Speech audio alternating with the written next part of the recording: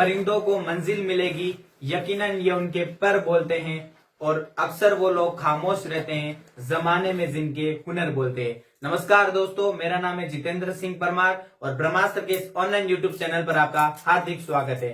जैसा कि हम बात करें कि कल हमने वर्णमाला का जो टॉपिक था वो पढ़ा था, लेकिन पूर्णतया नहीं पढ़ा था, कुछ चीजें उनमें बाकी रह गई थी। तो आज हम उस टॉपिक को वापिस शुरू करते हैं और ये वर्णमाला का पार्ट 2 है। ठीक है,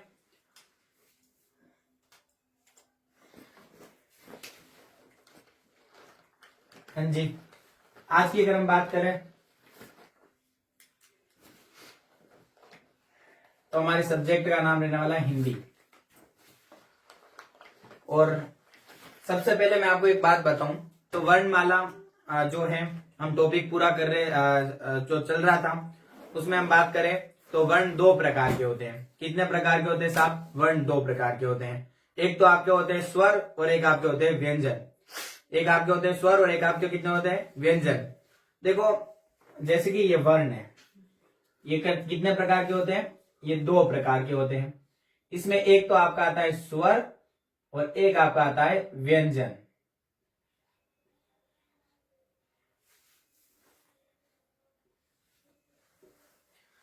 है ना?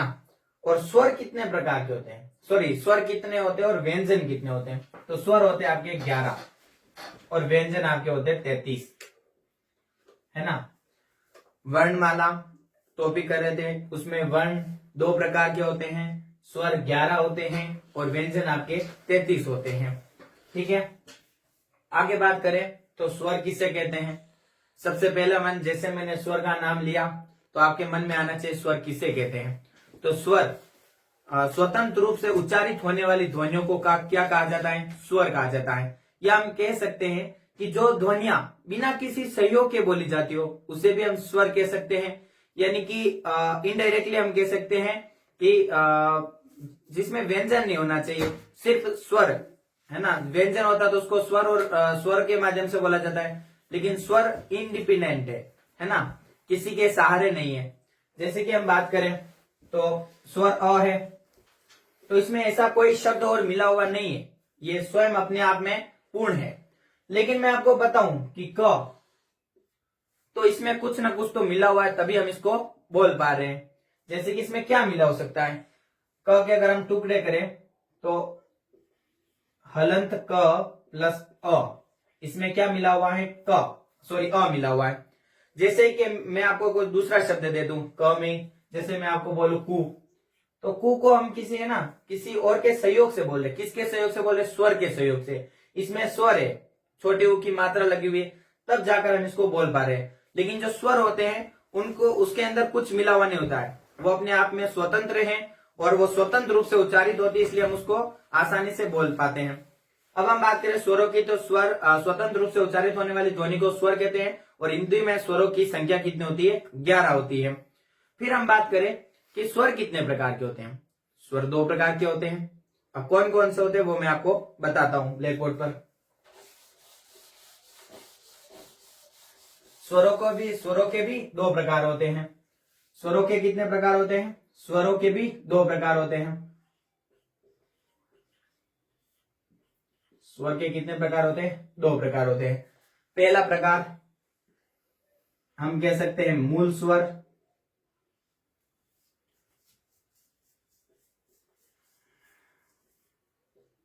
या इसी का एक नाम है हर्स्व स्वर,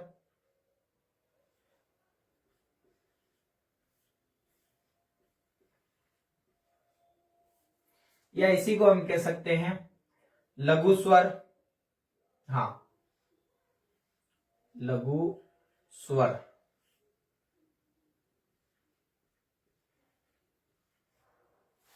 या इसे हम कह सकते हैं अक्षर स्वर।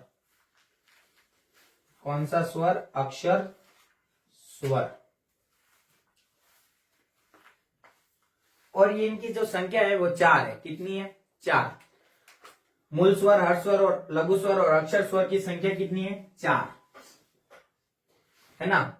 इनकी संख्या है 4। और इन 4 में कौन कौन से स्वर है वो भी मैं आपको बताता हूं। सबसे पहला आपका स्वर है अ, है ना? फिर आपका स्वर है ई, उ और री। जैसा कि आपको नाम से विदित हो रहा है कि मूल स्वर, हर्ष स्वर, लघु स्वर और अक्षर स्वर, है ना, जैसे कि ये सभी छोटे छोटे स्वर है। इनमें ई उ री ये चारों स्वर आ जाएंगे। अब इस स्वर का जो दूसरा प्रकार है उसका नाम है गुरु स्वर।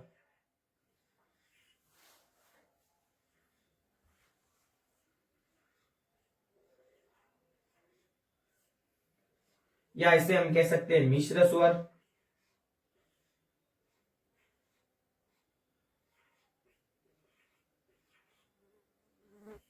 हाँ, गुरु स्वर, मिश्र स्वर, और इसे हम कह सकते हैं एक और कौन सा, एक कह सकते हैं दीर्घ स्वर। दीर्घ स्वर क्यों कहते हैं? क्योंकि ये बड़े है इसलिए दीर्घ स्वर। ठीक है, अब इनकी संख्या कितनी है? 7 है। इनकी संख्या कितनी है? 7 है। 7 कौन कौन से हैं? तो सबसे पहला आपका आ जाएगा कौन सा? आ। फिर इसमें आ जाता है ई, बड़ी ई, बड़ा ऊ। फिर आपका आ जाता है ए, आई, ओ और औ। ठीक है साहब। सबसे पहले हम बात करें गुरु, तो गुरु का अर्थ होता है बड़ा। मिश्र की बात करें तो इसका मिश्र के नाम से हमें स्वतः ही पता चल रहा है कि इसका अर्थ है कि कोई ना कोई दो वर्ण मिले हुए हैं। जैसे कि मैं बात करूं एक बार के लिए आपको समझाने के लिए, तो ओ की, है ना, ओ की बात करूं तो अ प्लस उ से मिलकर क्या बनता है? ओ, है ना। इसीलिए हम इसको क्या कहते हैं? मिश्र स्वर, है ना। दो वर्ण मिलकर क्या बना रहा है? एक वर्ण बना रहा है, इसलिए इसको हम क्या कहते हैं? मिश्र स्वर। दीर्घ स्वर की बात करें तो इसका अर्थ भी क्या होता है? बड़ा, है ना, ये बड़ा है इसलिए। इसके बाद अगर मैं आपसे बात करूं तो आगे की बात करें हम, हाँ पहले एक बार हम मैं आपको याद तक लिखवा देता हूं, उसके बाद हम आगे की बात करते हैं। सबसे पहले आपको मैं स्वर की डेफिनेशन या परिभाषा बताता हूं।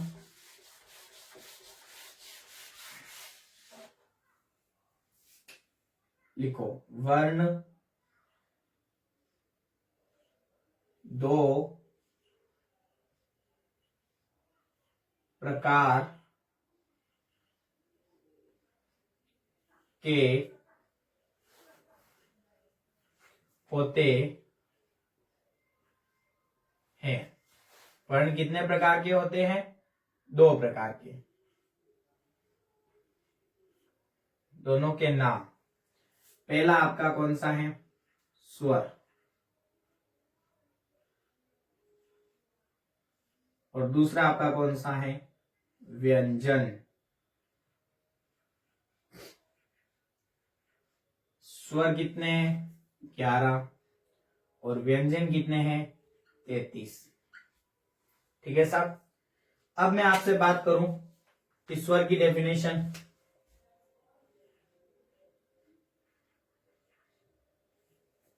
स्वर किसे कहते हैं? स्वतंत्र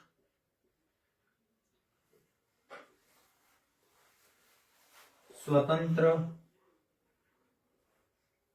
रूप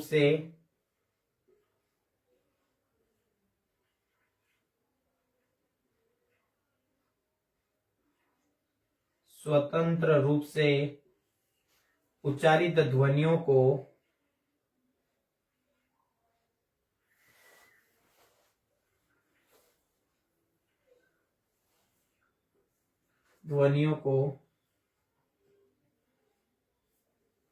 स्वर कहा जाता है।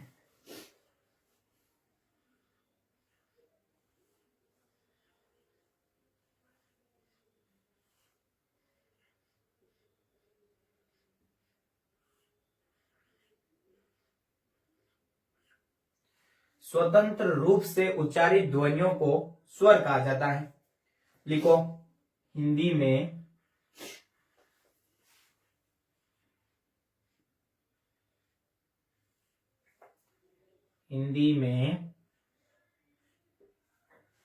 स्वरों की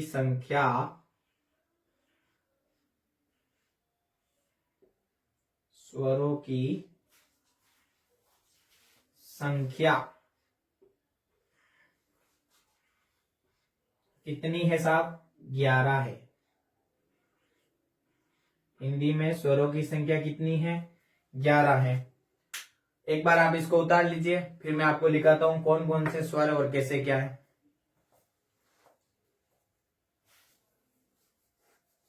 उम्मीद है आपने स्क्रीनशॉट ले लिया होगा इसका। अब 11 स्वर कौन कौन से हैं?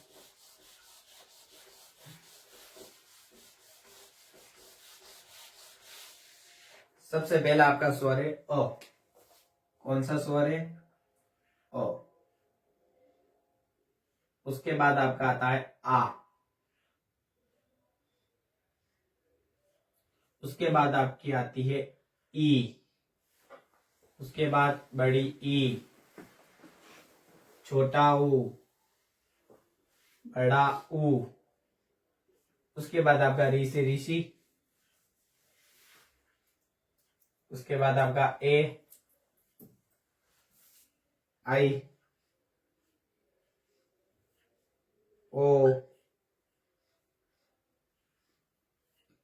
आऊ, है ना। देखो अ, आ, ई, बड़ी ई, छोटा ऊ, बड़ा ऊ, री, ए, आई, ओ, औ। अब देख लेते हैं क्या वास्तव में 11 है क्या? 1 2 3 4 5 6 7 8 9 10 11, है ना। और इनमें से जो 11 स्वर है, इनमें से 10 स्वरों की तो अपनी मात्रा है और एक स्वर ऐसा है जिसकी कोई मात्रा नहीं है। ठीक है, अ की कोई मात्रा कभी नहीं होती है, लेकिन आ की अपनी एक मात्रा है। छोटी ई की भी एक अपनी मात्रा है। कैसे? ऐसे। बड़ी ई की मात्रा, छोटा ऊ की मात्रा, बड़ा ऊ की मात्रा, टी की मात्रा,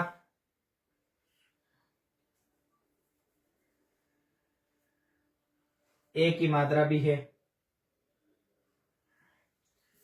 आई की मात्रा की बात करें तो ऐसे होती डबल आई की। ओ की मात्रा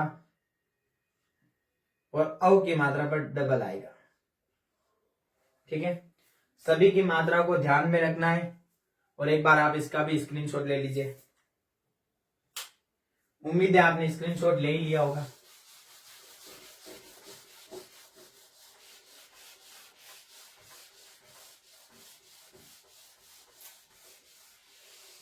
अब हम बात करें कि स्वर का पहला प्रकार।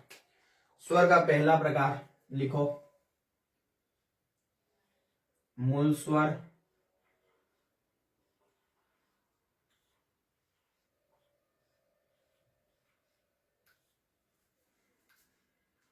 मूल स्वर,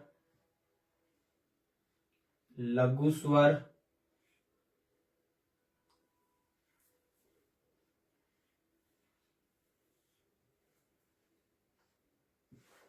मूल स्वर, लघु स्वर, अक्षर स्वर,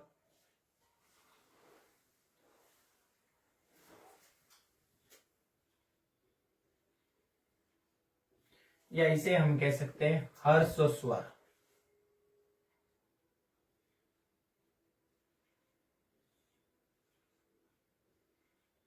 जैसा कि मैंने आपको पहले बताया था, इन सब की संख्या कितनी है? 4 है।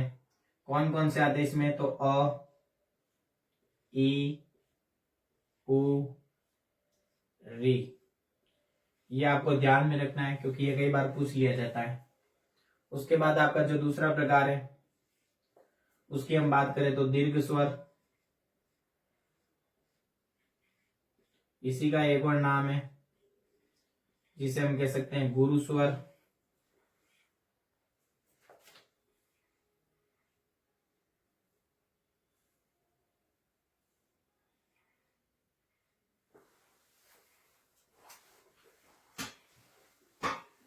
या इसी का हम एक और नाम कह सकते हैं दीर्घ स्वर, गुरु स्वर या मिश्र स्वर।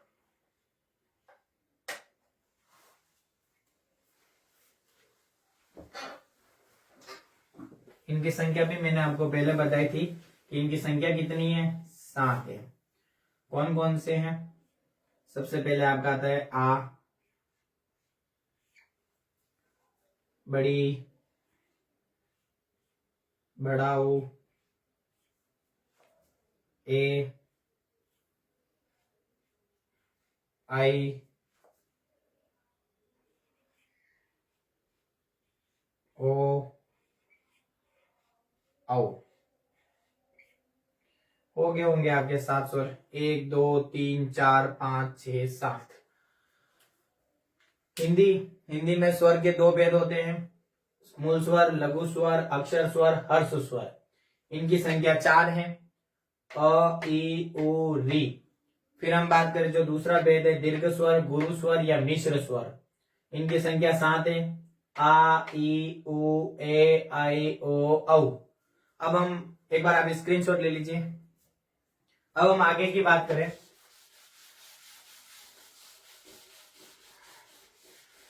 तो ये हमारे स्वर हमारे कंप्लीट होते हैं। अब हम बात करेंगे अयोग्य वाह की। अयोग वाह की किसकी बात करेंगे? अयोग वाह की।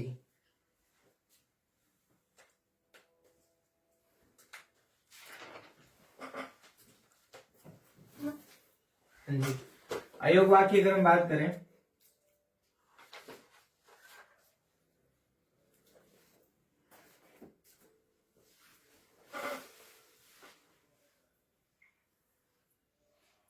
तो अयोग वाक्य कितने होते हैं? 2 होते हैं। कौन कौन से होते हैं? पहला आपका होता है अनुस्वार,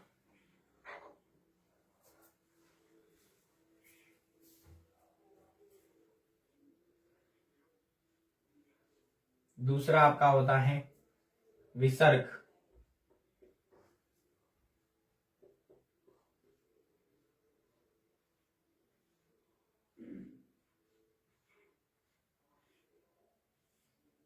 अनुस्वार और विसर्ग। अनुस्वार देखो, सामान्य रूप से मैं आपको बताऊं तो अनुस्वार का निशान कौन सा होता है? ये वाला, सॉरी,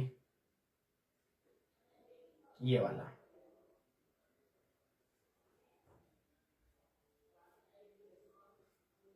विसर्ग की बात करूं तो विसर्ग का कौन सा होता है? ये वाला। ठीक है, अनुस्वार और विसर्ग। अब आगे की बात मैं आपको समझाऊं कि जो अयोगवा है ये ना तो व्यंजन है और न ही स्वर है। ये ना तो व्यंजन है और ये ना तो स्वर है। इनका प्रयोग हम स्वर रहित व्यंजन के साथ नहीं कर सकते हैं, है ना। जैसे कि मैं आपको बताऊं कि स्वर रहित व्यंजन किसे कहते हैं? सबसे पहली बात, स्वर यानी कि स्वर, और रहित यानी कि नहीं है। क्या नहीं है? स्वर के अंदर सॉरी, व्यंजन के अंदर क्या नहीं होना चाहिए? स्वर नहीं होना चाहिए। जैसे कि ये क है तो इसके साथ तो आप अनुस्वार और विसर्ग का प्रयोग कर सकते हो, है ना। अनुस्वार और विसर्ग का प्रयोग कर सकते हो, लेकिन इसको अगर हम स्वर रहित कर दे, जैसे कि ये स्वर रहित हो जाएगा। अब हम इसके साथ क्या नहीं कर सकते? विसर्ग और अनुस्वार का प्रयोग नहीं कर सकते। जैसे आप इस तरह इसका प्रयोग नहीं कर सकते, हम इस तरह भी नहीं इसका प्रयोग नहीं कर सकते। जैसे कि ये है तो इसका भी प्रयोग हम अब नहीं कर सकते हैं। ये भी क्या होगा? गलत होगा, है ना। अब हम बात करें आगे की। सबसे पहले विसर्ग की बात करें तो विसर्ग की बात करें तो विसर्ग क्या है? एक संस्कृत ध्वनि है। विसर्ग एक संस्कृत ध्वनि है। तो सामान्य रूप से इसका जो इसका जो प्रयोग किया जाएगा वो संस्कृत शब्दों के साथ ही किया जाएगा, है ना। विसर्ग एक संस्कृत ध्वनि है और इसका जो प्रयोग किया जाएगा वो संस्कृत शब्दों के साथ किया जाएगा। जैसे कि मैं आपको बहुत सारे उदाहरण बता सकता हूं। अंतःकरण हो सकता है उसका, मैं आपको बताऊं कि दुख हो सकता है। ये सभी क्या संस्कृत शब्द है, इसलिए इसके प्रयोग हो रहा है, बाकी इनका प्रयोग नहीं होता है। फिर मैं आपको बताऊं कि नमः प्राण हो जाएगा। फिर मैं आपको और उदाहरण बता सकता हूं, जैसे कि प्रातः काल हो जाएगा। तो वो सभी क्या है? संस्कृत शब्द, इसलिए इसका हम प्रयोग कर सकते हैं, बाकी तो हम नहीं कर सकते हैं। अनुस्वार की बात करूं तो ये क्या है, अनुस्वार स्वर रहित पंचम ध्वनि है ना। अनुस्वार का प्रयोग कहां पर किया जाता है, स्वर रहित पंचम ध्वनि के स्थान पर अनुस्वार का प्रयोग किया जा सकता है ना। अब मैं आपको पहले लिखवा देता हूं, लिखो, साथ ही साथ लिख दो, अनुस्वार और विसर्ग का ये निशान लिख लेना और लिखो अयोग्वा, यह न तो स्वर हैं,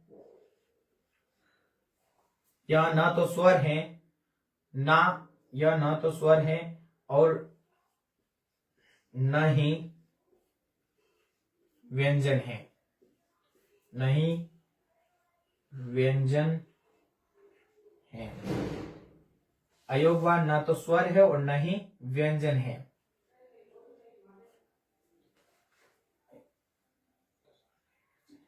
अगली लाइन लिख दो आप इसकी में, इनका प्रयोग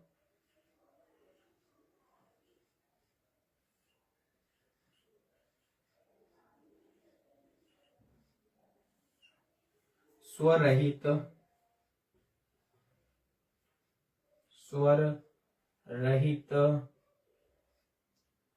व्यंजन, इनका प्रयोग स्वर रहित व्यंजन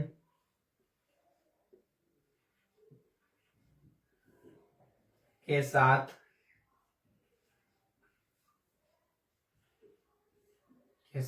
नहीं किया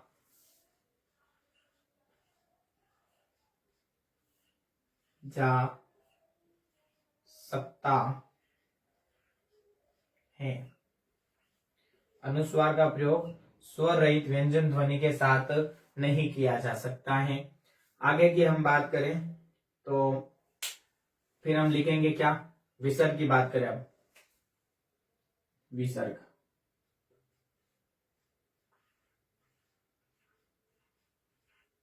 विसर्ग के अंदर हम लिखेंगे यह ध्वनि, यह संस्कृत की, यह संस्कृत की ध्वनि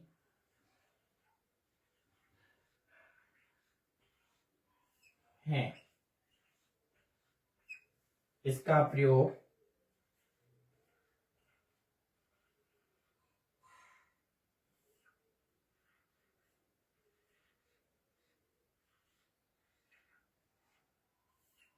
इसका प्रयोग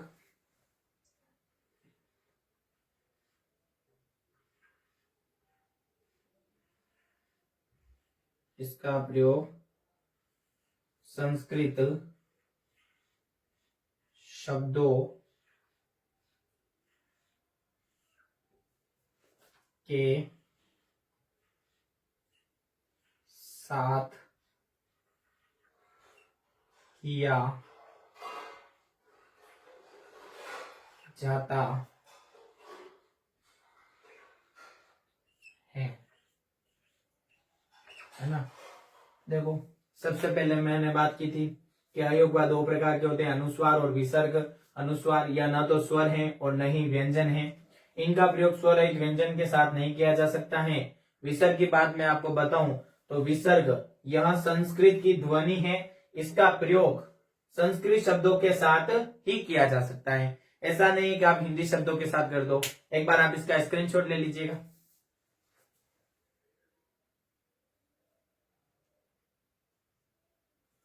उम्मीद है आपने इसका स्क्रीनशॉट ले ही लिया होगा। आपको विसर्ग में ही लिखना है। मैं आपको जो लिखा रहा हूं वो,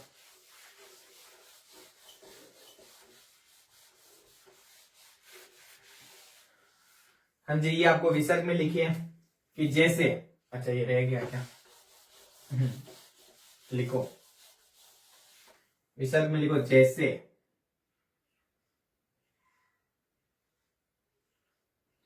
मैं आपको बता रहा हूं कि विसर्ग का प्रयोग कैसे कहां पर किया जा सकता है। जैसे कि मैं आपको शब्द बताऊं, प्रातः काल,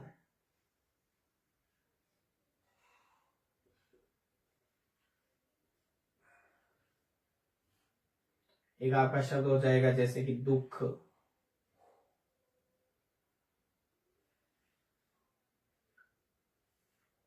नमः प्राण,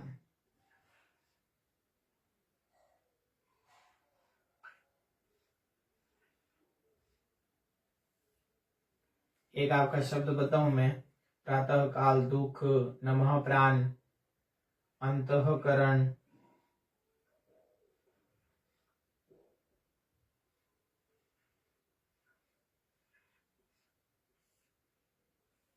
और सबसे इंपॉर्टेंट शब्द है ना, जिसको आप स्टार करके लिख दीजिए कि मनः कामना। शब्द कौन सा है? मनः कामना।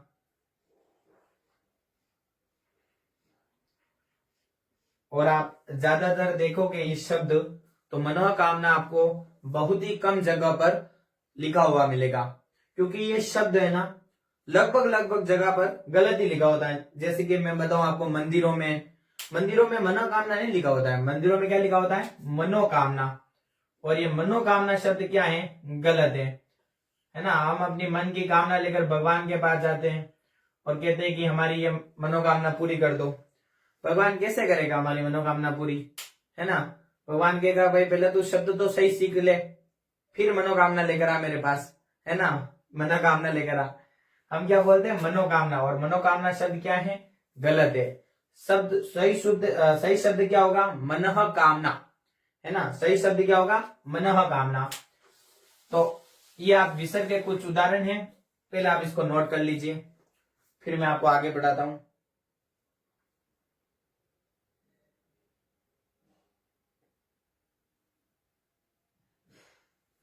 जी, आपने लिख ही लिया होगा, मुझे पूरी उम्मीद है आपसे,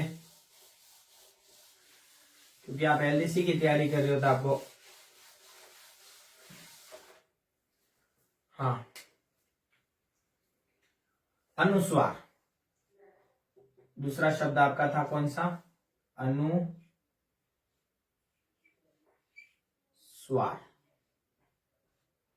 कौन सा शब्द है? अनुस्वार। अनुस्वार की अगर मैं आपसे बात करूं तो अनुस्वार की परिभाषा बताऊं कि स्वरहित है ना, स्वरहित प्रयुक्त पंचम स्थान पर, यहाँ स्वरहित पंचम स्थान पर प्रयुक्त होता है। कहां पर प्रयुक्त होता है? पंचम स्थान पर। तो लिख लो।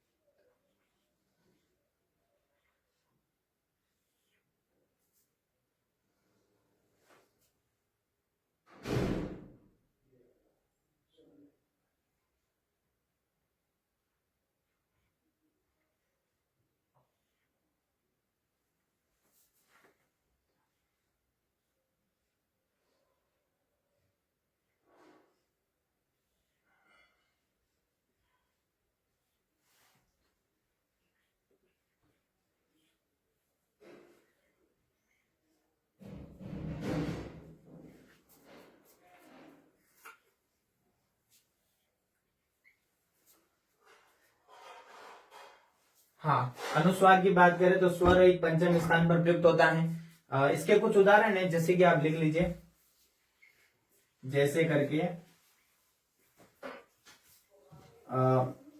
इसका उदाहरण है, जैसे सम,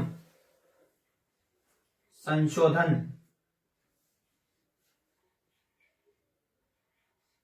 शब्द है संशोधन। अब अगर इसके हम टुकड़े करके इसको पढ़े तो हम कह सकते हैं ये हमारे आपके आगे जाकर हमारे संधि में भी काम आने वाला है। तो संशोधन को अगर हम टुकड़ा करके लिखेंगे तो ऐसे लिखेंगे, समधन शोधन। ये म हलंत है, समधन शोधन। तो क्या बन जाएगा? संशोधन। जैसे कि संविधान, शब्द है संविधान, इसका टुकड़ा करेंगे तो क्या बनेगा? समधन विधान।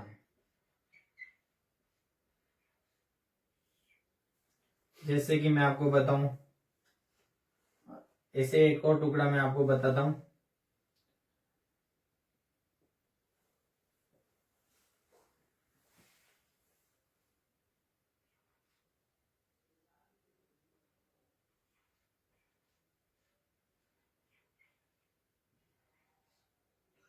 संसाधन, इसका टुकड़ा करेंगे तो क्या बनेगा? सम धन साधन। अब ये तो थी नॉर्मल बात। अब मैं आपको कुछ शब्द बताता हूं, जैसे कि खंड। अब मैं आपसे पूछूं कि खंड, अगर हमें इसका टुकड़ा करना है तो हमें कैसे पता चलेगा कि यहां पर न आएगा या अण आएगा, है ना? तो हमें है ना एक बात हमेशा ध्यान रखनी कि अनुस्वार के ठीक बाद आने वाले वर्ण को देखना है, और जो वर्ण होगा उसका 5वां वर्ण क्या होगा वो आएगा। जैसे कि ये क्या है? ड है, तो ड वाली लाइन का हमें 5वां वर्ण देखना है, तो ट ठ ड ढ अण, तो अण आएगा। इसके पीछे क्या आएगा? अण, हलंत अण आएगा। जैसे कि खंड। ऐसे में आपको एक शब्द और बताऊं, इधर बता देता हूं। हाँ, इधर देख लो। जैसे कि यहां पर लिख रखा है दंड, है ना? यहां पर क्या लिख रखा है? दंड लिख रखा है। तो दंड लिख रखा है तो हमें वही बात कि अनुस्वार के ठीक बाद वाला वर्ण देखना है। यहाँ पर ड है तो वही बात है, ट ठ ड ड ड अण, तो यहाँ पर भी क्या आएगा? अण आएगा। दंड, इसका विकृत रूप क्या होगा? दंड। इसके बाद अगर हम आपसे बात करें तो और भी शब्द है, जैसे कि मैं आपको बताऊं यहाँ पर शंकर। ये देखो यहाँ पर शंकर।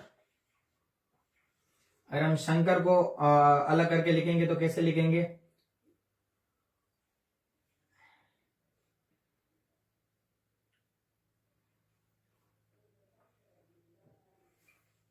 शंकर। अब मान लीजिए मैं ये लिखूं तो बहुत सारे लोग कंफ्यूज में पड़ जाते हैं कि ये शंकर और शंकर में फर्क क्या है। तो ये क्या है? इसका अलग किया हुआ है, और ये क्या है? ऐसे डायरेक्ट है। जैसे कि ऐसे हम लिखते हैं शंकर,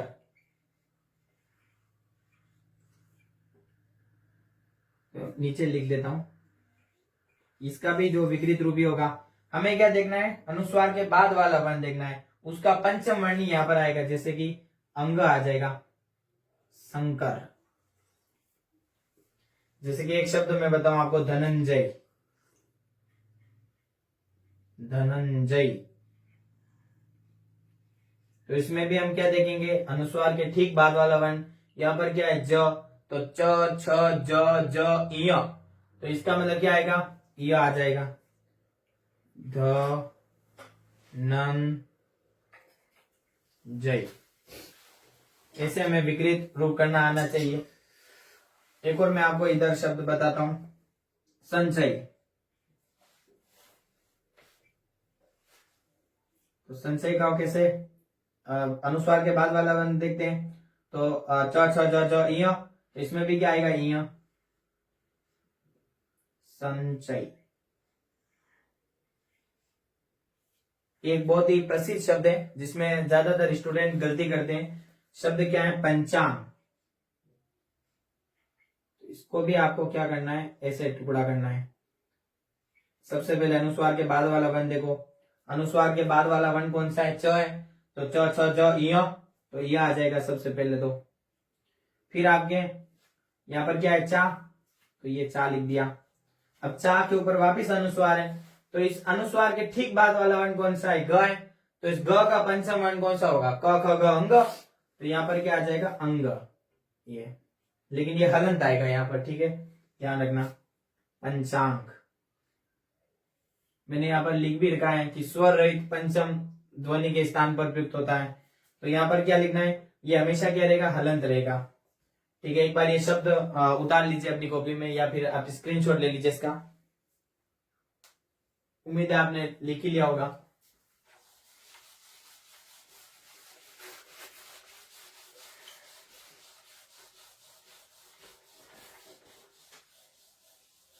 आज की इस क्लास को हम यहीं पर पूर्ण विराम देते हैं। मिलते हैं कल एक ऐसी ही क्लास में। जब तक स्वस्थ रहिए, मस्त रहिए। जय हिंद, जय भारत।